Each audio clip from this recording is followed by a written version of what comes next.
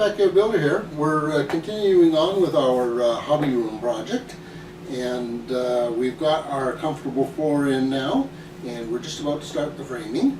I'm just doing a quick overview of the room here before I start the framing. There's a lot of little things that need to be taken care of and paid attention to while we're doing the framing.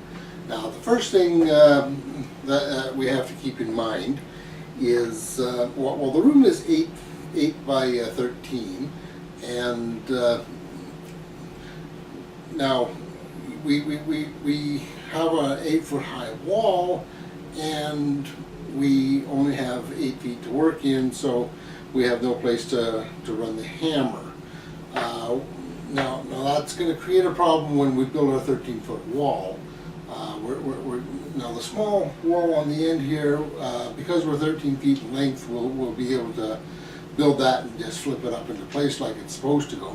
But the bigger wall, which is 13 feet, we're not going to have room to swing a hammer, so we're going to have to actually build that one in place. It's a little bit of a different construction technique.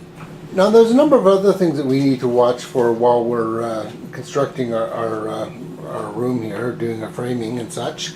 One thing that we did when we put in our insulated floor, we came up above the bottom plate, which was already in the existing walls.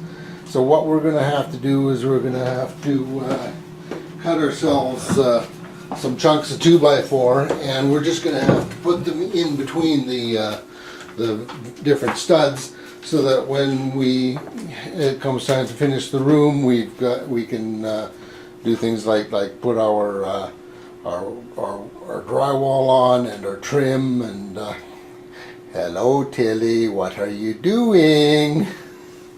We have a pussycat in the room. Yeah, it's photobombing us. Hey Tilly. That's good kitty. Now another thing that we have to work around is the air circulator is in this room. We're going to partially close it off, and we're also going to work a bit of a frame around it and to hide some of it. But we need to have the controls accessible and all sorts of fun stuff like that. So we're going to be doing some framing around that. Additionally, we also have the heat vents in the room. So what we're going to do is we're going to box those in and cover them up in drywall. We're also going to be building a bookcase on the wall, just like we did in our office. Now, speaking of the office, this particular corner is the corner that we had fun with in the office. This is the other side of the wall. As you may recall, if you watched the Office series, that wall from top to bottom leans 1.5 inches in. And it's leaning this direction at the top. Consequently, what's going to happen here is if we put a bookshelf up as planned, our bookshelf is going to have a severe tilt on it, and anything that we put on it has a chance of falling off. So what we're going to be doing to take care of that little problem, we're going to have to level up our entire wall.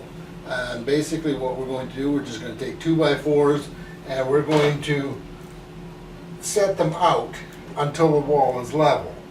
And then we don't have to worry about our drywall being off kilter, and anything that subsequently goes on the wall being off kilter as well. Because you can have all kinds of problems with a leaning wall. It's fine when it's leaning away from you, because things tend to roll toward the wall, but when it's leaning toward you, things tend to fall off, and that includes books and balls and even photographs that you hang on the wall. You're going to have issues with that, so we're going to have to straighten that all up as part of this framing job. So anyways, let's get started.